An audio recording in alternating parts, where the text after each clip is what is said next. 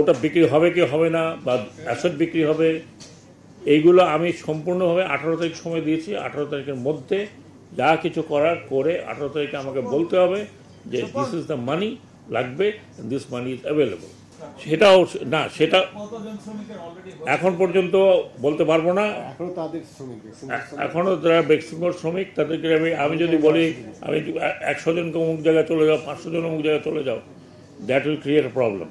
বেকার হতেও না, বেকার আমি মনে করি না সাথে সাথেই বেকার হবে এমন না, কারণ এরা কিন্তু স্কিল লেবার এবং আমাদের গার্মেন্টস সেক্টরে বহু থেকে 5 থেকে 6-7% কিন্তু ডেফিসিয়েন্ট আছে, অ্যান্ড দে আর স্কিল্ড। আমি বলবো না যে তারা নতুন, দে আর স্কিল্ড। কাজেই স্কিল্ড লেবার যদি আমরা তাদেরকে বিদায় করি, then you will find a lot of people are gone. এরই মধ্যে হয়তো আমি জানি না, আমাকে একটা রিপোর্ট বললো অনেক বন্ধু অনেকে চিটাগাংয়ে চাকরি খুঁজে পেয়েছে। আমার কথা হলো যে আমরা কোনোভাবেই এতগুলো লোকেরকে বেকার থাকতে দিতে পারি না, এবং কিছু না কিছু একটা ব্যবস্থা হবে। এটা নিয়েও লোকজন কিছু কাজ করছে, বেশ কী বলে আপনার ইপিজেড আছে, বিডার মাধ্যমে কাজ হচ্ছে। এটা অন্তত এই সরকারের কোনো পলিসি না যে চাকরি বাকরি হারিয়ে দেওয়া লোকজনকে বাড়ি পাঠায় দেবো, নট অ্যাট অল। একটা সার্কমাস্টান্সেস বুঝতে হবে যে কোন পরিস্থিতিতে এই কাজটা করতে হয়। আরও তো অনেক ফ্যাক্টরি আছে না, অনেক ফ্যাক্টরিতে, কোনো ফ্যাক্টরিতে মালিক বেতন দিতে পারছে না, সেখান থেকে কিছু আমরা জোগাড় করে দিচ্ছি। তো আমরা কেন এত বড় একটা আপনার ইন্ডাস্ট্রি বন্ধ করব?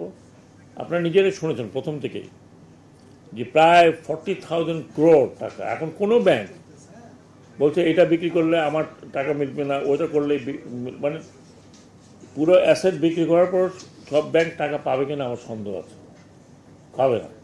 তাহলে ওগুলো ব্যাংকের দায় হয়ে রইল, সরকারের দায় হয়ে রইল। কত টোটাল আলটিমেটলি আপনারা জানতে পারবেন যে সব অ্যাসেট বিক্রি টিক্রি করলে কত পাবে, আরও ব্যাংকের কতখানি পাওনা আছে। আমরা এই সিচুয়েশনে আছি, সেই সিচুয়েশনে আছি বলেই আমাদের এতবার মিটিং করতে হয়েছে। দিস ইজ অফিসিয়াল কমিটি, এখানে শ্রমিক নেতা বা বায়ারদের বিষয় না। আর ওনারা যদি এত তাদের ভিতরে এত থাকে আমাদেরকে জানাক, আমাদের সাজেশন দেখ।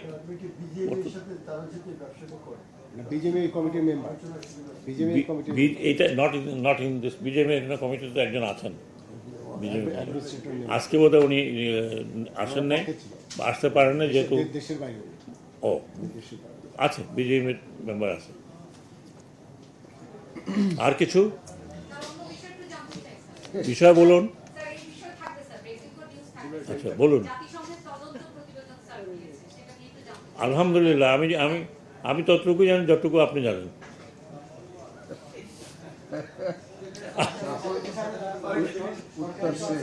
জি ভাই, এগুলো শোনেন, না এক মিনিট।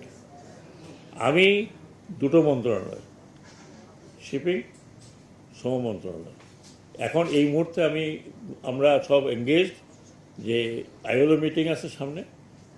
আমাদের শ্রমিক এবং মালিক সরকার নিয়ে কালকে আমি 5.5 ঘন্টা মিটিং করেছি শ্রম ভবনে।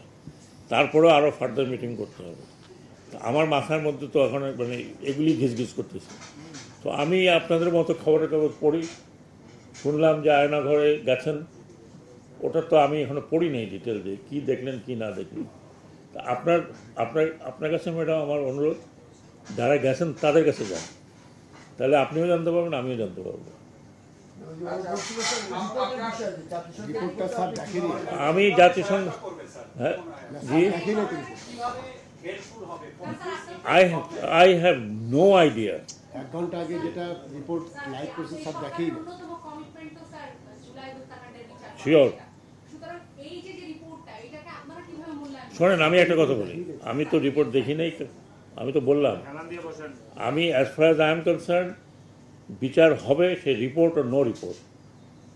জাতিসংঘের রিপোর্ট হলেই যে বিচার হবে, না হলে হবে না, এই কমিটমেন্ট তো আমাদের নেই। যারা অন্যায় করেছে, those who are who are responsible for it, responsible, তাদের বিচার হইতেই হবে। যদি তাদের বিচার না হয় তাহলে এই যে আপনাদের মতো ইয়াংরা রক্ত দিল, এটা জবাব কে দেবে? Will going to answer for it. এটা জাতিসংঘ হলেই যা বিচার হবে, জাতিসংঘ না হলে যে বিচার হবে না।